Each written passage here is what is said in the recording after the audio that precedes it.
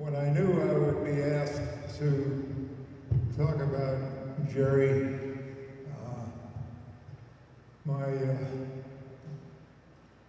partner and co-pilot on many great occasions,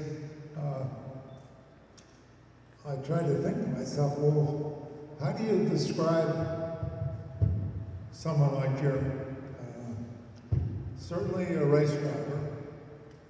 Also, he always brought a certain joy to life. There was a little kid in his big body, often, who could break out and do something. I think if you're from our, what's the word, generation, I guess, when we look back today and we realize we had a great deal of freedom when we were growing up, and often some of those freedoms are gone. Jerry was one that wanted to see how much was within the envelope, and then do his best to get outside the envelope and expand the envelope of freedom and all those things. I mean, nowadays you couldn't fall in love like Jerry did with things like machine guns. He used to like to talk about how he could cut down some pretty good sized trees. I think he had a Belgian FLN or some kind of a machine gun. I remember once when he came and visited us up in Maine, we had a place on Moosehead Lake, and I had been told how to, with a match, out of a paper match, you could put it in the right place on an AR-15, and it became a machine gun. He didn't even believe me, and we did it, and boy, he thought that was the most wonderful thing I ever. The rate of fire was way up there. Another time we flew back from Phoenix, I think. Jerry had rented a short takeoff and landing airplane. I forget what, Bob, do you remember what that was called? A what? See, with ears like this, I can't even get an answer to the question.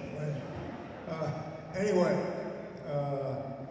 Jerry, can I fly the plane? You know, because a long time ago I soloed, and he said, yeah, sure, do whatever you want. And I said, oh, well, I wonder what's over there by those mountains. And instead of going where we went, well, we just took off, and we had an airplane like a motorcycle.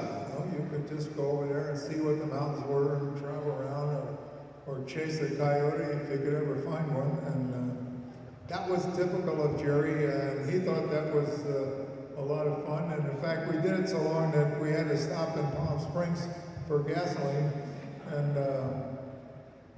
by the time we got fueled up, it was dark.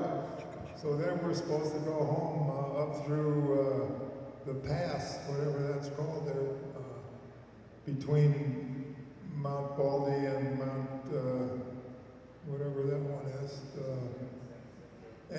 Anyway, we had to follow the highway. And, but that was typical. I mean, in those days, but I don't want to dwell on Jerry. I just wanted to give you a little feel for his unpredictable side. But when it came to race driving, and you could see in the interview, he had enormous confidence in his ability to be a great race driver. And a lot of race drivers are darn good and have good records, but seldom do they end up with as much car control as Jerry had. One of the others that I can think of would be Curtis Turner, a famous NASCAR driver who was often in trouble, but had great car control. And I think Jerry, if you notice, when he set that 200-mile-per-hour lap, the first one in an IndyCar, he had had very little practice. Well, to push that car that speed with very little practice means that you had to have enormous confidence and back it up with the ability to do it. And because you were into territory that all the best in the business had never been into before, and that's what Jerry did, and that was the sort of driver that I will always remember him as.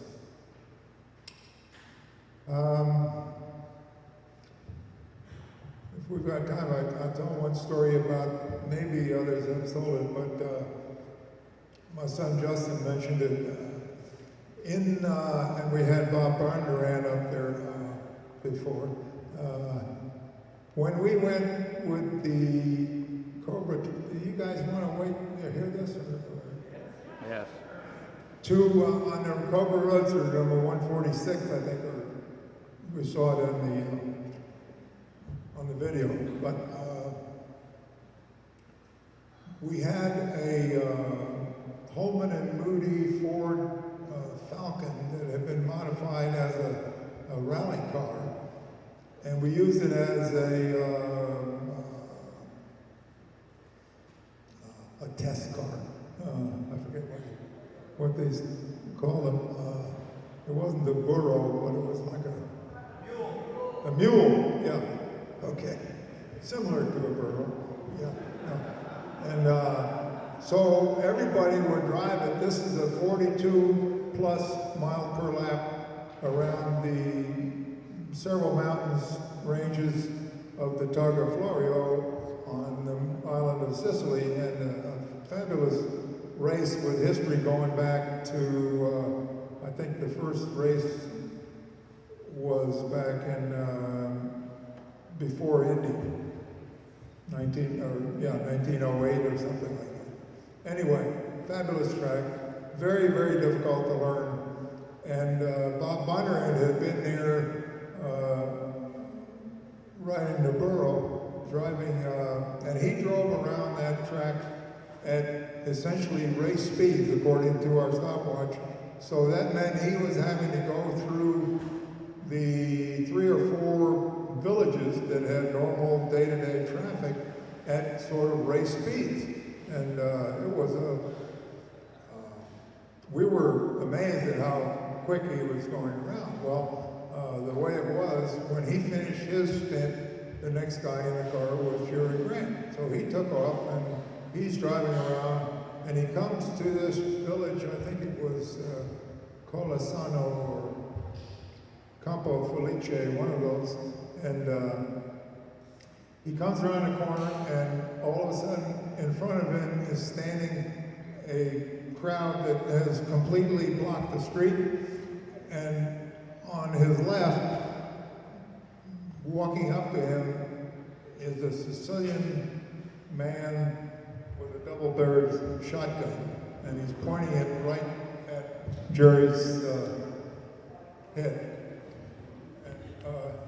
Jerry said he didn't know what to do.